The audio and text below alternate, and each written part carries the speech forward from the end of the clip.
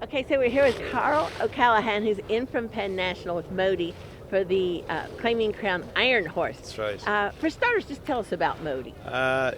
We got Moti in a claiming race back in June, and he's just been very consistent.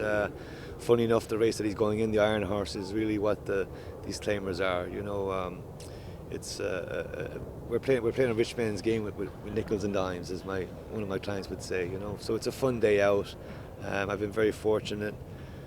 Moti, there's 7 of us, I think, into Moti. There's 7 lads from back home, close friends of mine, that are all flying into America for the first time, and to see Churchill, obviously, in the Twin Spires. So it's kind of fun that's down here this year.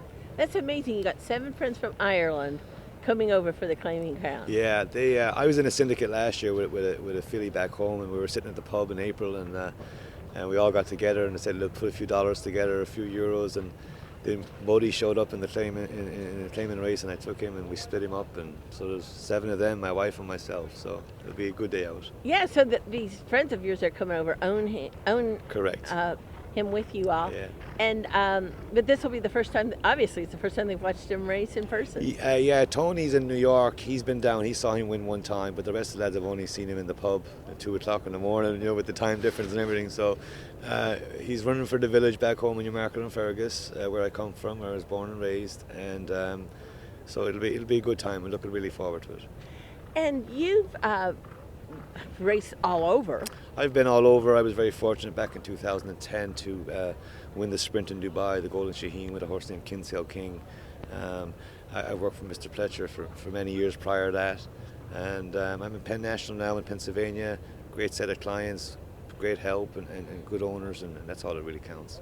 But so you've really seen the very top end of the game, and again, but you appreciate the Motis of the world. I have. What the Claiming Crown does. I've been around the good horses. I used to gallop horses like Scat Daddy and stuff like that with Mr. Pletcher, and but the claiming horses are the backbone of the operation. That's what the horses, when you turn on the television every day, that's what's really running, is the claiming horses. And a horse like Modi's, who was a hard knocker, I think he's had 3 wins for us in 3 seconds and a third, and he's consistent. He's coming off a win in 19 days.